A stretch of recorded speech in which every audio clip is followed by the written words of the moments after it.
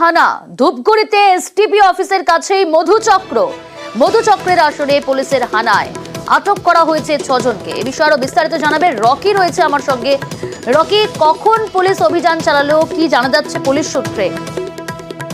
তোমাকে প্রথমে বলে রাখছি, মধুচক্রে আসলে কিন্তু পুলিশের হানা। দীর্ঘদিন ধরে এই এলাকায় এই কাজকর্ম চলছিল বলে অভিযোগ ওঠে। এরপর কিন্তু সেখানে পুলিশ গতকাল সন্ধ্যেবেলা হানা দেয়। মহকুমা পুলিশ আধিকারিক যে রয়েছে তার অফিসের ঠিক বিপরীতেই ফ্ল্যাট ভাড়া নিয়ে চলছিল এই দেহ ব্যবসা রমরমিয়ে, এবং এদিন কিন্তু সাদা পোশাকের একটি টিম রীতিমতো কিন্তু সেই বাড়িতে হানা দেয় এবং সেখানে 2 জন পুরুষ ও 4 জন মহিলাকে সেখান থেকে আটক করা হয়। এবং এই ঘটনার পরিপ্রেক্ষিতে কিন্তু রীতিমতো চাঞ্চল্য ছড়িয়েছে। যে ফ্ল্যাটের মধ্যে এই ব্যবসা চলছিল সেই বাড়ির মালিক কিন্তু জানিয়েছে যে এই বিষয়ে তার কোনো জানা ছিল না, এবং প্রাথমিক সূত্রে কিন্তু জানা গিয়েছে যে এই যে চক্র চলছিল তার মূল পান্ডা কিন্তু কুচবিহার জেলার অন্তর্গত, এবং যার মধ্যে প্রশ্নটা রকি এখান থেকে মহকুমা পুলিশ আধিকারিকের অফিসের ঠিক বিপরীতেই ঘর ভাড়া নিয়ে এইভাবে চলছিল এই কারবার।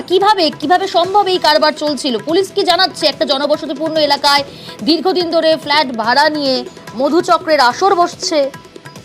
একদম প্রিয়াঙ্কা, ধূপগুড়ি শহরে একদম প্রাণকেন্দ্র, যেখানে এসডিপিও অফিস রয়েছে, এবং তার বিপরীতে প্রায় 2 মাস ধরে কিন্তু ফ্ল্যাট ভাড়া নিয়েছিলেন এই ব্যক্তি। এবং স্থানীয় সূত্রে এবং পুলিশ সূত্রে জানা গিয়েছে সেই ব্যক্তি কিন্তু নিজেকে একজন সবজি ব্যবসায়ী বলে পরিচয় দিয়েছিলেন, এবং ব্যস্ততম জায়গা পাশেই রয়েছে বেসরকারি বেশ কয়েকটি ব্যাংক এবং বড় সংস্থা কয়েকটি, যার ফলে কিন্তু স্থানীয় বাসিন্দারা মনে করেছিলেন যে ব্যবসার কাজে বিভিন্ন সময় বিভিন্ন লোক এখানে আসে। তারা প্রথমে বুঝতে পারেনি। ফ্ল্যাটের মালিক কি জানাচ্ছেন?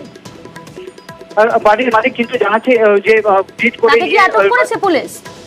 না, তাকে আটক করেনি। যে ঘটনার সঙ্গে যুক্ত তাকে কিন্তু আটক করা হয়েছে, এবং মালিকের সঙ্গে কিন্তু কথাবার্তা বলে পুলিশ গোটা তদন্ত শুরু করেছে। বেশ,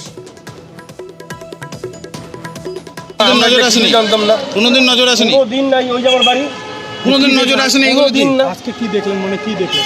আমি তো আমাকে অনেক ক্ষেত্রে বলতেছে বাড়ির থেকে যে কি হয়েছে হোমটা, এখানে এসে দেখি যে এই যে কি বলতে থাকে মধুচক্র নাকি।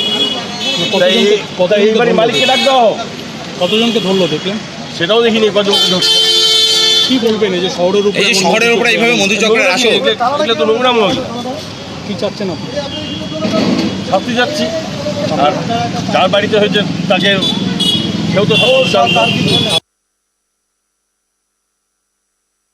উনি ব্যবসা করে সবজির ব্যবসা। বাড়ির মধ্যে যে এরকম একটা অবৈধ কাজ করবে এটা তো আমাদের নলেজে আসে না। অপরিচিত লোক এখানে আসা যাওয়া করে, আপনি কোনোদিন লক্ষ্য না, করেননি? আমার চোখে পড়ে না।